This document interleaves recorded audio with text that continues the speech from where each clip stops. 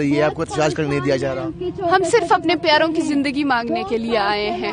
کوئی ووٹ کا مطالبہ، کوئی سیٹ کا مطالبہ، کسی جو ہے ہم کسی بھی مراد کے لیے ہم یہاں نہیں آ رہے تھے. صرف ایک بنیادی مطالبہ کہ اگر ہمارے بچے، ہمارے بھائی اس ریاست کے قانون اور آئین کی نظر میں مجرم پائے جاتے ہیں ان کو اپنے عدالتوں میں لائیں، لیکن اس طرح ان کو سالوں سال غائب کر کے ہماری مائیں بہنیں ذہنی مریض بن چکی ہیں، ان کو اس طریقے سے نہیں رلائیں، ان کو اس طریقے سے پریشان نہیں کریں. صرف یہ مطالبہ. اور اتنا بھی نہیں، ہم یہ بھی کہہ رہے ہیں کہ اگر ہمارے لوگوں کو مار بھی دیا گیا ہے، آپ ہمیں ان کی لاشیں دے دیں، آپ ہمیں ان کی قبریں دے دیں، آپ ہمیں ان کے سڑے ہوئے ہڈیاں دے دیں، لیکن کچھ تو ہمیں دے دیں جہاں سے ہم یہ امید ختم کر لیں.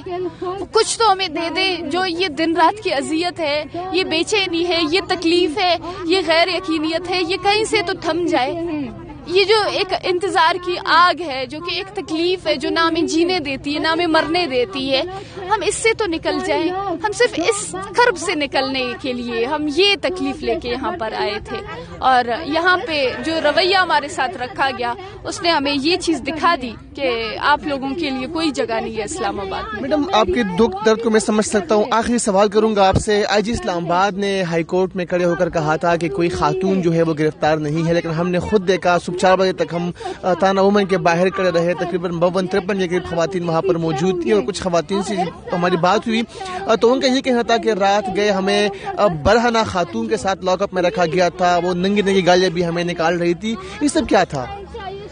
وہ جنہوں نے جس بے رحمی سے، بے ایمانی طریقے سے ہمارے ماں اور بہنوں کو گھسیٹ کر تھانوں میں بند کر دیا، پھر وہ کس جو ہے جرت سے آ کے یہ بات کہیں گی، وہ کس بے شرمی سے آ کے یہ بات کہیں گی کہ ان کی خواتین ہمارے قبضے میں ہیں. اور جھوٹ تو ان کا